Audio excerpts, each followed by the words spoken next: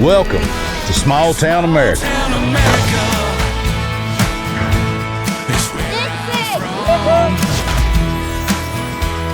No air conditioning. Okay. Hello, everybody. How fast can you run? Hopefully faster than you. Freedom ain't free. Well, I was kind of hoping we could fire you. It's good enough for me. Amen.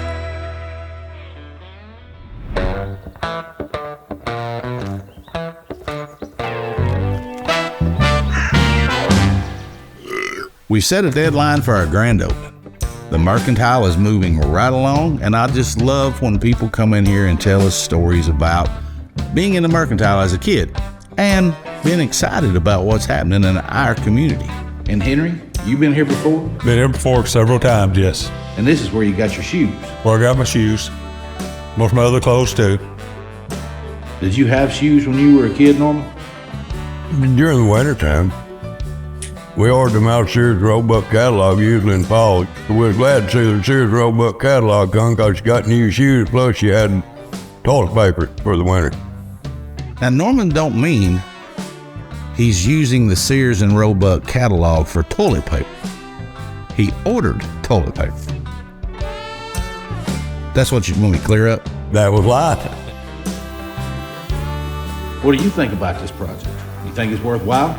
It's absolutely worthwhile. It's something that when Becky called me about this, I was just overjoyed with what she was doing. I first came to the Mercantile when I was a young kid To buy. to buy shoes. Did you have the blue, like the blue suede? The blue. I always loved the blue. Always. Well, I just couldn't wait to get those shoes. That's all I could think about. I mean, we were a poor family. My dad roofed for a living. There were 7 of us kids. You know, we lived on the mountain. He worked hard. So we had to be real conservative. You know, we raised our own garden, had our own meat. But when it's time to come get a new pair of shoes, that was something. It was a big deal. It was a little before my time, but I do kind of remember coming in here as a child and buying shoes. A lot of people, when you say Mercantile to a younger generation, they go, what is that? You know, even my daughter was like, what is a Mercantile? And a Mercantile was Walmart in 1894, early 1900s. This is where you got your shoes. It's where you got your dry goods, your corn, your coffees. Everything was right here. This was a dirt road in front of the building. And of course, everything has changed over the years. Now everybody goes to Walmart. And we have Walmart, we have Amazon, we have those things for a reason. But these small communities like this, we can't forget them. They have to come back. I like Walmart. You know, you can get everything at Walmart, but I mean, just having this open store back means a lot. I mean, you know, I hate seeing the old building just empty and just shut down. I don't want them deserted. I want them to come back like everybody else. You know, I want to shop at these old stores. It just brings back a lot of memories, a lot of good memories. Yeah, we bought clothes here from Mr. Payne, Walker Payne. It's a great idea to refurbish these old buildings and show them like they used to be. And it's a great idea. Small town America. Yeah, small town America. There's so many things to see and do here, and it was just time to save our history. When we bought the building, it was a treasure trove full of history. We've got ledgers that go back to 1900. We've got all kinds of documents, and it's a lot to really educate where you're from and why you should love your home. So we're excited about it, and we just want everybody to have the love and the pride of Dunlap and the Sequatchie Valley. Nashville has exploded, and we feel like Chattanooga is on its coattails. And we just see this as more of a bedroom community where they come over and visit and then maybe go home. That's what I love to go visit cute little towns and explore and see what their uniqueness is. In a small town, sometimes people, you know, they go other places. We're only 40 miles north of Chattanooga, so people go to Chattanooga to go out to a place like this, and when we could have it right here. And I believe that the Mercantile will be the hub for it. I think that we will have the a gathering place, a venue. Behind me right here, we have a stage, which we're going to bring some entertainment, major entertainment, we hope, to this small community. And we got our elevator is behind me here, so we're gonna lower you down on the elevator and let you sing. I operated that elevator. Lowering me down that elevator could take 15, 20 minutes. Oh, we're gonna have to fix that, yeah. We had to put a Dodge Charger motor on it. Yeah, a guy from Otis Elevator came, checked it out, and he's been in the elevator business for 43 years. And he's actually from Dunlap, Tennessee, and I had no idea he was in the elevator business. And I called him and invited him to come and look at it, and he said it would be an honor to work on that because he had never seen anything like it. And we think it's maybe the second or third elevator in the state. Wow. So it's been there a long time, and it still works. My relatives, my ancestors were some of the earliest settlers in the Sequatchie Valley. And I just felt like I had a strong conviction that it's on us, it's on our generation to do something about these old buildings because they're getting to the point of no return. So it's just unbelievable how far they've come. And we've just got such a wonderful crew, and they've just become family. We have just tried to use local craftsmen because their heart's in it. And I don't even call them craftsmen, they're artists, because each thing they do, they're so passionate about it and they've done it right. So many people have just stopped by and said, hey, I want to be a part of this. There's so much excitement in Dunlap about this. There's stories, there's personalities in these small towns. And we want to be able to tell the story of this town with a revitalization of it. Revitalization, however you say the word. I don't care how old you are, you're going to enjoy this. We're going to give you music. We're going to give you a venue where you can come and eat and hang out, spend time with your friends, and even charge your cell phone.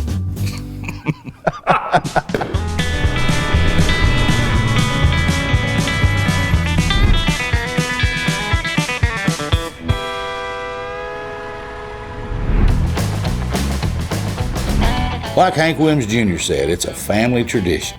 Norman's going to show us how to make Hillbilly Barbie wine, which is a tradition that was handed down from his dad and his dad's dad.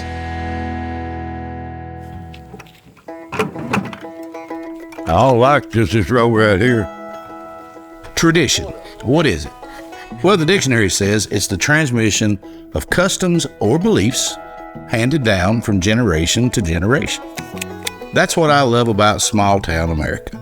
Tradition is important. That's fox grape, wild grape that grows in the Appalachian Mountains. It's called fox grape. We gathered them all our life out of the woods, and these vines are 30 years old, and they still producing strong and doing good. I don't spray them. They don't need no spray. They've got natural stuff to guard against bugs. You don't see a whole lot of bugs or nothing on them, and it's one of the tastiest and best grapes I know of anywhere. No sprays, all natural. God takes care of those vines. Makes the best wine I ever drunk, and makes good jelly too. But the good earcroft's fine. They've got a sweet taste, but they've got a little bit of a tangy taste to them too. My granny lived to be 100 years old. When she wanted chicken, she went outside and wrung its neck. Now that's organic. That's what I love about Norman and his grapes. Nothing but just natural, straight wild from the woods. So we're going to go ahead and pick all these. We're in the process of making wine. Back when I was young, we found a whole bunch of fox grapes one time. We under in the holler, and we went and picked about 50 gallons of them. And Daddy made wine out of them. And I was 7, 8 years old, but we raised hogs at the time, and we had probably 15 or 20 hogs in the field, sows, little pigs, and everything. And after the wine got made, it was real good, but you could taste it, and it tasted like you'd eat on the candle. You'd leave a waxy taste in your mouth, go and find out the barrel had been sealed with wax. and the alcohol had eaten the wax out of it, and it was in the wine. So he took it down there and poured it out in the hog trough for all the hogs. And they come in there and drunk all that stuff. Yeah, that's the funniest thing you ever seen, is a bunch of drunk hogs. Getting in a mud hole, wallering, and fighting each other over who was going to have the next drink, and this and that. And the next morning, oh God, that was all hung over, and it was awful. That's one of them things you remember all your life. Yeah. I heard about the drunk hogs. Maybe Dixie needs a little bit of Hillbilly Barbie's wine. You can put garbage in the back of your truck, cool up in the Walmart parking lot or anywhere that's about, and park. And them crows come down and start picking through your garbage. Well, let them do that once or twice. Yeah, he said twice. That's hillbilly for tea. And then take a paper plate and lay down in your truck bed and put a piece of bread in it and pour you some whiskey on it. Let them lie down and eat it. I've seen them get so drunk they couldn't lie off a truck bed before. And then they'll go fighting, and that's when it's on. The little dog's pretty protective. He's a good dog, though. He got grit to him. People don't realize them weenie dogs have got more grit than most big dogs do. We've had them for better than 40 years, probably. Different ones. I told you Norman didn't have a chihuahua. Norman's got a weenie dog. Weenie dog named Brutus. We had one. We called him Hot Dog. He was a whole lot smaller than Brutus. And pound for pound, there wasn't a meaner dog on the face of the earth. And I don't mean just mean, he was vicious. I don't care what it was, I could point to it and say, catch it, Hot Dog. And he'd eat it up. He'd stomp, rock, somebody's leg, he'd eat it up. He'd make you get on the car hood and stay on the car hood. Just a little bit thing, but he was tough, little old dog. Hey, I ain't coming up. He's on the porch. Brutus, hush.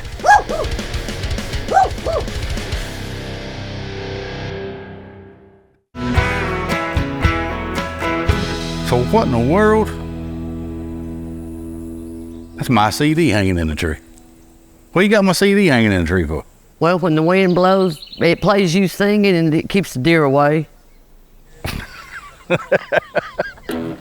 All right. So that's what all these are for? Yep. Does it work? We ain't no deer bothered apples. You got any apples? Are these from the tree? Yep, No, you just throwed these out here, I right? did. I tell everybody all the time that my CDs make a good coaster. Never thought about hanging them in a tree to keep the deers away. And what's this? Dinosaur egg, Norman says. It's got a crack in it. It's ready to hatch. See that? This is Hillbilly Barbie's dinosaur egg. Not really sure where he got a dinosaur egg at. Yep. You're the only person I know that hates snakes worse than I do. But she don't like them then. That's for sure. I can't even watch nothing on TV about a snake. If I do all night long, I'm up. I even take a flashlight with me to the bathroom, check the commode, make sure they were in the bathroom. Before I turn the light on. I ain't letting nothing. You ain't saying that. I mean, I'm telling you, You need to get you a bunch of rubber snakes and lay them around. he's done that to me before. Now, I got word once that the TBI was going to raid me. So I went and bought a whole box full of rubber black snakes, and I hid them everywhere. Just to see what would happen. Well, the TBI never come, but for about a year, about once every month or so, I'd hear her scream somewhere. She'd found one. He put them in drawers and everything. And y'all been married how long? Too damn long. I don't know how many gallons it's got so far. I'm thinking I probably have 20, 25 gallons. I can get them all picked off. Last year I had 20. I believe I got a little more this year. Well, you need some help. No, I got. I get Baby Sue to help you. Yeah. No, I eat more than I pick. Believe that'll do. I wished I lived in a place this peaceful. It's not always peaceful. Well, only because you live down here. Oh, my roses are blooming again. Come on. I love Baby Sue. I love to pick on her, and she loves to pick on me, and that's kind of how we show each other that we care about each other. I'm going to steal a bunch of these apples for thee.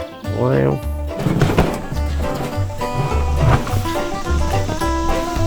he could be on the porch and no one could be eating a Tootsie Roll. I swear he hears that rapper. He has to run down here to get a Tootsie Roll. Hey, I'd hate to hear me unroll a Tootsie Roll or rapper. You feed that dog with Tootsie Roll? Yeah, he He loves loves Tootsie Roll. Tootsie Rolls. Why? Is there anything wrong with it? Well, is that chocolate? Yeah. Chocolate's bad for a dog. Well, he loves them. They say chocolate will kill a dog. Well, he's been eating for a long time. He's still kicking. Well, don't change nothing then. Don't pay too attention to me like I ain't a I don't veterinarian. know if you I was read about it. How long you and Norman been putting up with, been married? Well, in 83, we've been married since 83. I don't want to go through another man no more. She's a good cook, and I hate to train a new one. That's right. She like my wine, I like her cornbread. I guess it works, don't it? Well, what? I got that in a song for sure. She likes my wine and I like her cornbread. Especially the crusty part. Okay, there you go. Roast the mash anyway. What we're gonna do, we're gonna put them through here and mash them, and you don't have to mash them up real fine. All you gotta do is break the hull on them. So I just put these two boards together and then sharpen that into a wedge where you can push them down through that gap. And it busts a hull on them. That's all you gotta do.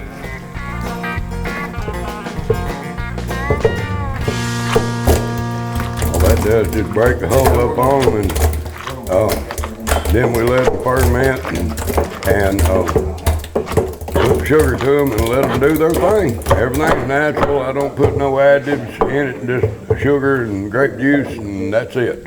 Once you mash them up, you just let them sit for a couple, 3 days. All depends on the temperature and stuff, and it'll go to working and trying to break down. And when it does, then you put the sugar to it, and then over the course of a month and a half, it'll turn to wine. And he's got to have it because his nerves are so bad.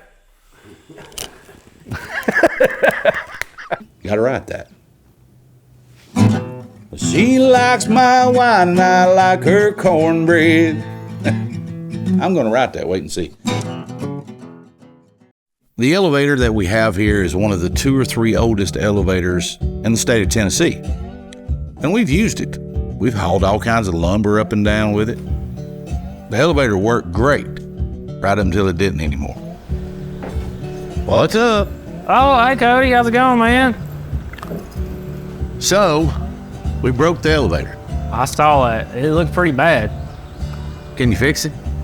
Shoot, I mean, Well, hold on. I know you can fix it. What's wrong with it? where do I even start with what's wrong with it? I mean, first thing is a huge liability for me and whoever wants to work on it. And there's a main beam that runs across the whole building there and has a huge fracture in it. And that happened, of course, when we had the second floor issue of it rotting and settling. So once that happened, it's just caused it to settle a lot, and it's kind of dangling there. You know, we need to get some supports under there. I need a good brick guy to kind of be in there and help me just jack it up a little at a time and get some supports. So I need the best brick guy you can come up with. We'll call Joe. Yeah, Joe, he's good. You've used Joe before, and it's a family tradition with him. I really like Joe, man. He's the best. All right, I'll get a hold of him, and you can show him where it's busted at. Yeah, we just gotta be careful of this, man. This is a big deal. A lot of liability, and plus it's old. Super old. I'll see you later. All right, see you later. Oh, by the way, got to tell you. Oh. Heath already don't like me. Louie and Becky want us to get along, but now I got to go tell him that he has a deadline to get the mercantile open. It's probably not going to go over well. I hate to be the guy to tell you this, but you know I'm always the guy to give you bad news. Yeah, I know. We got a deadline. Deadline? Really? You got 90 days to be done. 90 days? You gotta be kidding me, man. 90 days. Should've told me that 90 days ago. Look, man, I'm just a bearer of bad news. It ain't you, but it's a little frustrating trying to figure this out last minute, but. Can you do it? Shoot, I can do it. It's just a matter of, being here all the time, so I guess I'm gonna have to. We already here 6 days a week. It may be 7. 7. That's what it's looking like. 90 days. 90 days. I got Jerry Reed song. 90 days, Jerry. What you got? I reckon that's what we'll have to do then. All right. You have a good one. I'll see you later. See, I told you wasn't going to be happy. 90 days? I can't even get my materials in 90 days. Shoot, this is freaking impossible, man. I didn't sign up for this. This is a quilt. I sleep under a quilt every night that my granny made with her own 2 hands. It's a tradition. It's a dying art. It's something that we don't see a whole lot anymore. So we need to keep handing this down and teaching the younger generation how to make a quilt. Otherwise, I'm going to freeze to death because I ain't making one. I'm working on a building. It's a Holy Ghost building. It's a Holy Ghost building for my Lord, for my Lord. I'm working on a building for my Lord. Thinks he's almost built. They knew exactly what they done this building.